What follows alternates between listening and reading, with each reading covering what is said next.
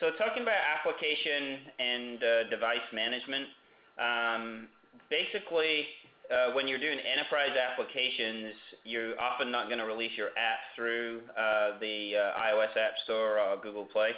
You're going to have an enterprise app store to release it. And some of you guys may have experience with that.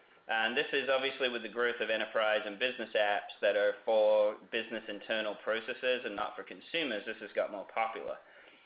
So there is two kind of differences between these platforms. MDMs have been around a while, so we'll talk about a couple of examples like AirWatch, MobileIron, Citrix has them. And an MDM is really about managing the device. And what we talk about managing the device, it can install software, it can erase software, it can enforce security policies. Basically, it controls the device. MAM, on the other hand, which is mobile application management, is really focused around the management of an app. So it can do similar things like it can enforce security around an app, it can do remote data wipe around an app and things like that. And Appearing and Good and AirWatch are some examples that provide MAM facilities. But it's really focused on app management rather than device management. So let's talk about why that's important and maybe kind of like the use cases of where you consider this. So MDM is around, the lines of business, and like I said, because it's device-centered, it's fairly heavy-handed.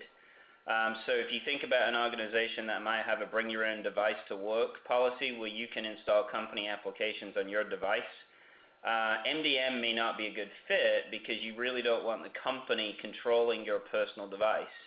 You're probably okay with them controlling their apps. So imagine you build an application for a company that's for human resources, so it's maybe a tool where you can log in, check your vacation, request vacation, maybe look at your 401k plan or something like that.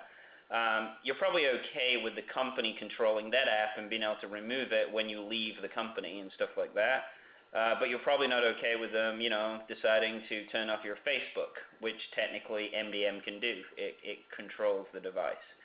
So from a use case perspective, MDM is really good when the devices are owned by the organization, like the company, and they want control. And MAM is better when it's potentially bring your own device, or you need a more surgical control. So we think of MAM as more surgical. That it simplifies the IT management of apps. So as an example, if you deploy an application through MAM, such as using Appearon, you know what version the user's running, you know if they've kept it up to date, you can force updates to the app, you can erase data on the app. There are things that developers like ourselves typically have to write, like security. You can actually wrap the app using the web interface with security, so you don't have to write it as a developer. You could decide the corporation has a security policy to log into applications, and that functionality can be added to the app when it's built and deployed. There's a whole bunch of policies that MAM and MDMs provide, and if you have questions about that, we can certainly help.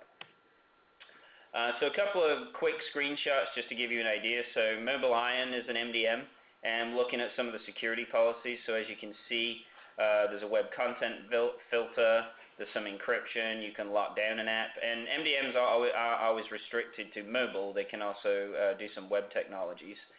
One of the things that's very nice about MDMs and MAMs is they deal with all the certificate stuff. So for example, if you're a guy that is responsible for a lot of application deployments, instead of you having to manually sign the apps with various certificates, you can upload those certificates to the platform you've chosen to manage your apps, and it will do all that signing and take care of all that for you, which I know definitely from our experience on the iOS side is a pleasant relief sometimes. Appearon example here, this is their admin system showing their app catalog. So part of when you have an employee sign up and install the Appearon app catalog, which would, if you're Acme Corporation, you would get an Acme App Store, which is your company's app store for your apps. You can force particular apps to be installed as part of your policy. So you could say, hey, all my users should install Dropbox or Box, or maybe they should install Evernote or something like that. So again, they serve similar purposes, and MDMs, the lines are blurring between the two of them.